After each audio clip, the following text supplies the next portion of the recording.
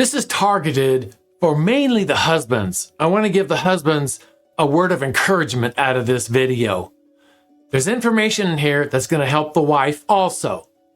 So Ephesians 5:22 through 32 says this. I'll read the whole chapter. Wives, submit to yourselves unto your own husbands as unto the Lord.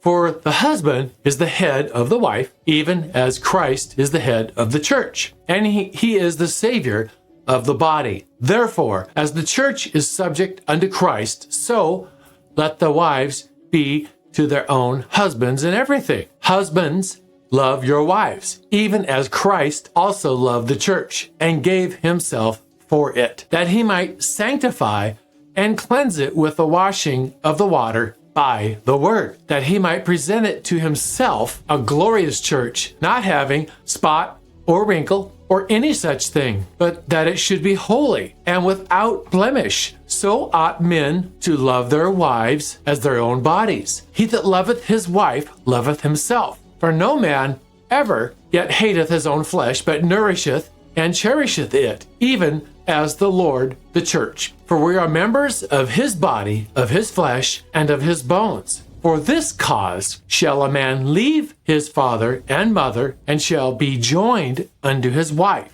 and the two shall become one flesh. You know, over the years, I've had many ladies and women contact me desiring counseling and deliverance session where they're 100% convinced that they need some freedom in some areas and get cleansed out of these things. But they will also say, not all of them, my husband won't allow me to have a session. He's against it. Or he wants to do the one that prays, but he never does. And so the wife is stuck and retains these problems, and these issues get buried in the subconscious where they dig a hole and they remain forever and ever. So the wife never experiences the true freedom that she wants and desires, and what the true Lord God and Father wants her to experience and be free, according to Psalm 147, verse 3. So the enemy in this scenario, he wins. And the demon that's assigned to squelch this whole thing is victorious. So my whole point of this video is the wife to obey the husband no matter what he says, whether he's a Christian or not, or are we responsible for our own spiritual walk unto God, who has, more authority over each and every one of us? Who are we going to answer to? When you leave your body and you stand before the throne, who are you going to answer to? Your husband? Your earthly husband, or the true Lord God and the Father? So let's dissect this a little more, and we're going to find out what the Bible is actually telling us about this topic. The word submit occurs 40 times in the New Testament, and they all have the same meaning. And what's Paul saying when he writes this? Wives, submit to your own husbands. Submission in marriage is a very hot button in today's modern culture, and the way it's perceived and how we talk about it, and the implication that women are inferior towards men in today's world. However, this was written to encourage the unity within the marriage. And with that in mind, Paul's instruction to wives cannot be separated to the teaching of men. They both have equal say-so. We're going to pick this apart, and we're going to find something probably traditionally different than what you were taught and what you were told, and what's being told behind your pulpit, maybe even. And what the ancient Greek is telling us, as opposed to the modern religion and or beliefs, or even the rules of your church might want you to believe, and live by. Now, is this saying that you should obey your husbands no matter what they say? Or is this saying you're to complete your husband? You're to complete him and family and his honor, his respect, and admire him in his, all his weaknesses. Build him up with all this. You can pick up all his weak links and make them better. You can build on them, support him, and all that. And that's what it's saying in the word submit. It means what it's referring to. Let's take a quick look at what the husband should be doing and what Paul goes into next, because that's the very next sentence. And so if you get these two things correct and working together, then everything is working correctly and fine. Well, basically, the word submit in the Greek means hupotasso. And kind of as that is described, it means to arrange under, subordinate, and be subject to, kind of yield to the one above you and their authority. And you give their admonition and or advice. And it's signifying reverence and respect and acknowledgement of their authority. Just like, like a military and their ranking system, everybody, the officer above the next officer is expected to be respected and acknowledged for their authority and their position, which what they, have ranked for. Doesn't mean you have to agree with them. It just means that is the order, and that's the order of first things. And that's a whole nother teaching, but God has designed order within the family, in the church, etc. Let's get back to this. Husbands, love your wives, even as Christ also loved the church and gave himself for it, that he might sanctify and cleanse it with the washing of the water by the word,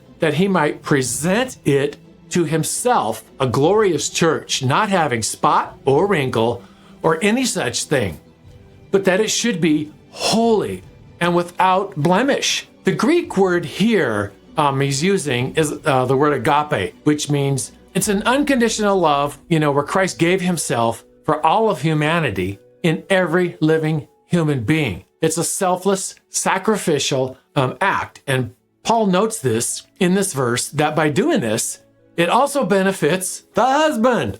In order to exercise the agape type of love that is describing in this verse that Paul's talking about, it would mean that whatever benefits her, spiritually and such, and her growth, the husband should be interested in pursuing that to get her more healthy and cleansed out, because that's going to ultimately benefit him. She's going to be healthier. If he's resistant to this based upon his past, maybe even a church that he attends, maybe it has rules where you have to do this, you have to do that, and it has to be this way, and just the way it is. That's what it's saying. Well, then you know what? The husband needs to be cleaning up, because there's issues in his life, and there's probably some strongholds in there that's blocking this, and the enemy's succeeding in his life. It's okay if the husband doesn't know deliverance, doesn't know this topic. It's not a simple prayer and then everything's great and wonderful for the rest of your life. It's very in-depth. If you don't know it, that's totally fine.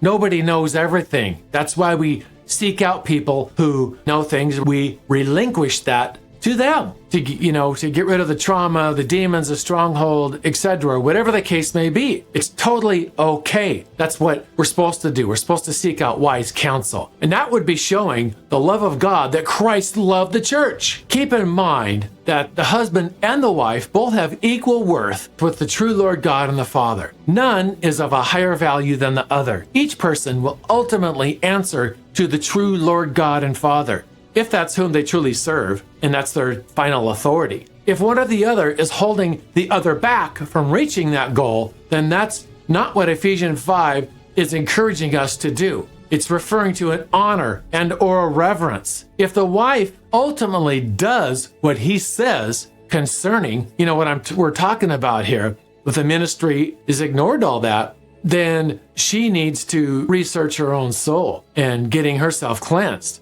and getting rid of these things that are hindering her. Maybe from her past, maybe she was violated when she was young. Maybe some of the heavy trauma that took place. Maybe there were some big events or such. Or maybe she just got involved in some spiritual things where she wasn't supposed to. Doesn't matter. These all leave footprints.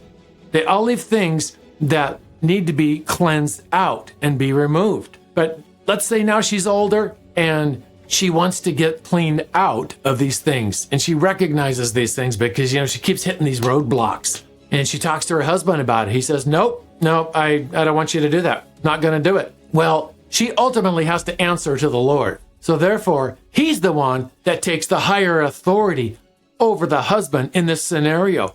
And what the Lord says, that's what we should do. 1 Samuel 12:24 says, only fear the Lord and serve him faithfully with all your heart. For consider what great things he has done for you. And that word heart means your soul, your mind, will, and emotions. So women are ultimately responsible to obey the true Lord God and Father. That's your ultimate responsibility. And you're going to have to answer to the Lord for that. Husbands, you are too. If you're stopping getting in front of or preventing your wife from getting cleansed out and getting rid of the things from the enemy that has a grip on, then you're going to be accountable to the true Lord God and Father for stopping her from doing this. And the wife, if you're obeying the husband in this, that won't allow you to get the counsel and or deliverance, you're going to be responsible for that too. Because let's go back, you are supposed to give that agape love as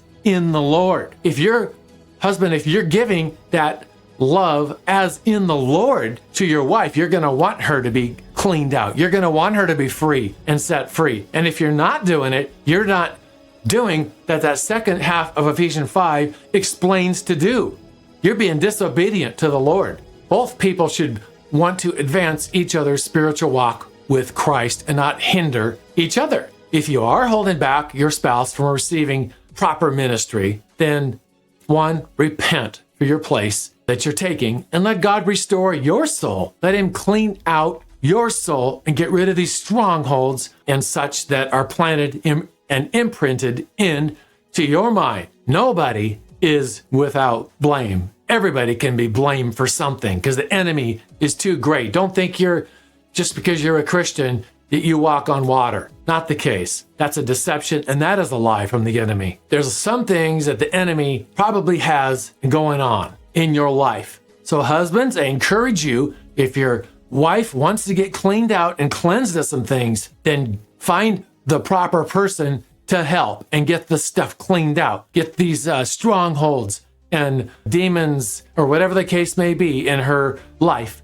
Get them cleaned out. Is this going to help you? You're going to have a happier life, okay? Totally going to help you. So if you're taking the hard, say, nope, I'm the husband, I make the rules, and what I say goes, then what? You've got a problem, and you need to repent, and you need to come before the Lord, and you need to get cleaned out, because the enemy is hard at work inside of you. I hope this has helped. This is a very direct message, and I only say it to encourage you. Why beat around the bush? This is the word of God. God loves you, wants everybody to be free and experience the freedom. Okay, we'll talk to you later.